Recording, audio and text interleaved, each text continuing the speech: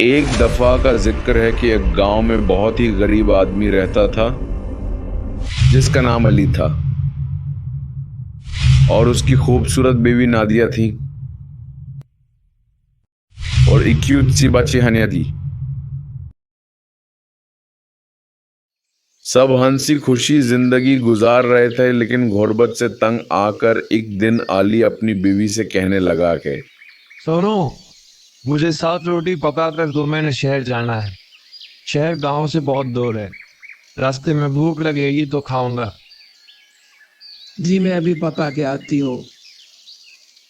صبح جاتے ہوئے بچی نے اپنے ابو سے کہا کہ ابا جان اب شہر جائیں گے تو میں بھی آپ کے ساتھ جاؤں گی۔ جواب میں علی نے کہا، نہیں بیٹا، میں شہر کام کے لیے جا رہا ہوں، وہاں سے واپس آؤں گا تو اب کے لیے بہت ساری کھلنے کی چیزیں لاؤں گا۔ اسی وقت کمرے میں نادیہ بے دخل ہوتی ہے اور کہنے لگتی ہے، نہیں میں آپ دکان کے لیے گاؤں سے باہر شہر جا رہے ہیں، آپ نے وہاں جا کے کیا کرنا ہے؟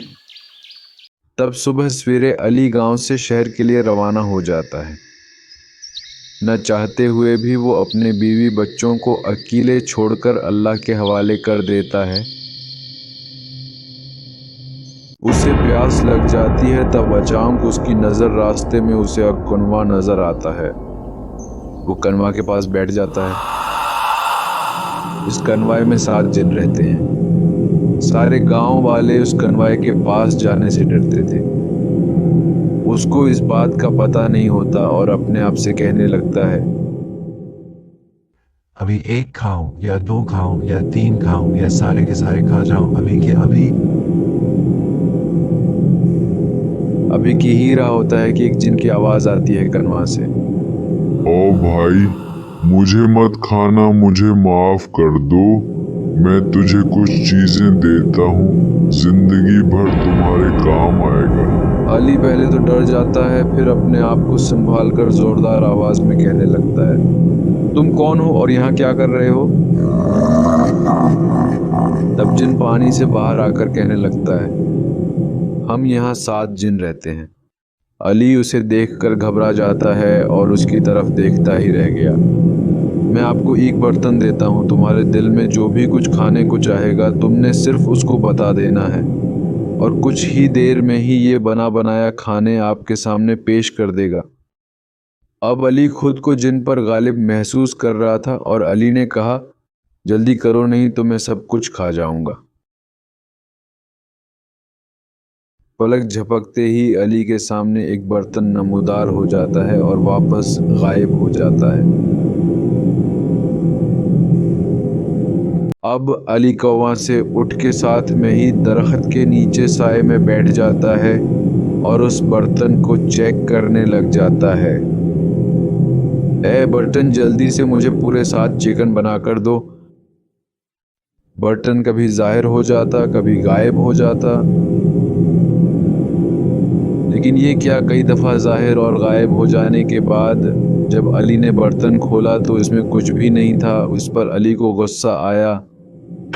علی نے غصہ میں برتن کو ایک زوردار لات دی اور برتن واپس کنواں میں جا گرا۔ جن واپس اوپر آیا۔ اب علی پھر ڈر جاتا ہے۔ اب کے بار جن چڑیل کی شکل میں آتا ہے اور کہنے لگتی ہے، کیا ہوا میرے دوست؟ تم نے مجھ سے جھوٹ کیوں بولا؟ تمہارا برتن کسی کام کا نہیں ہے۔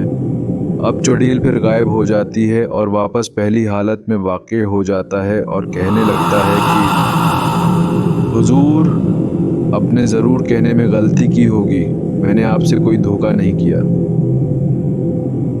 اس پر علی کہتا ہے کہ تم ہی بتاؤ کہ میں اس سے کیا کہوں۔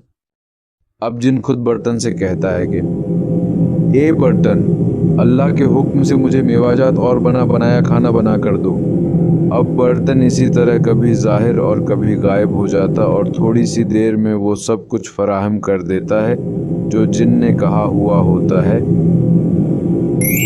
علی یہ دیکھ کر بہت خوش ہو جاتا ہے اور ہنسنے لگتا ہے۔ अली ये देखकर जिन से कहने लगता है, ऐ जिन, अब तुम जा सकते हो। अली के कहने पर जिन वापस चला जाता है। अब के बार अली बर्तन से बहुत ही प्यार से कहने लगता है, ऐ मेरे प्यारे बर्तन, अल्लाह के हुक्म से मुझे कुछ खाना बना कर दो। लेकिन ये क्या, इस दफ़ा तो बर्तन ठिस से मुस्तक ना हुआ। अब अली गुस्सा होने के बजाय सोचने लगा कि ये ऐसा क्या करे कि ये जादुई बर्तन काम करना शुरू करे, क्योंकि जिन ने तो बर्तन से खाना बनाकर दिखाया था। अली अभी सोच ही रहा होता है कि एक आवाज़ आती है कौवा से कि आपका वज़ू नहीं है, वज़ू करने के बाद कोशिश करोगे तो इंशाअल्लाह बर्तन काम करना शुरू कर देगा। अली कौवा से पानी निकालकर वज़ू करने के बाद एक और कोशिश करता है और कहने लगता है कि ए बर्तन, अल्लाह के हुक्म से मुझे कुछ खाना बनाकर पेश कर दो। अभी जादुई बर्तन काम करने लग जाता है और उसी तरह कभी गायब होकर और कभी ज़ाहिर हो जाता है। कुछ ही देर में अली खाने की खुशबू महसूस करता है। अब खाना खुद ब खुद बर्तन से निकलकर अली के सामने पेश हो जाता है।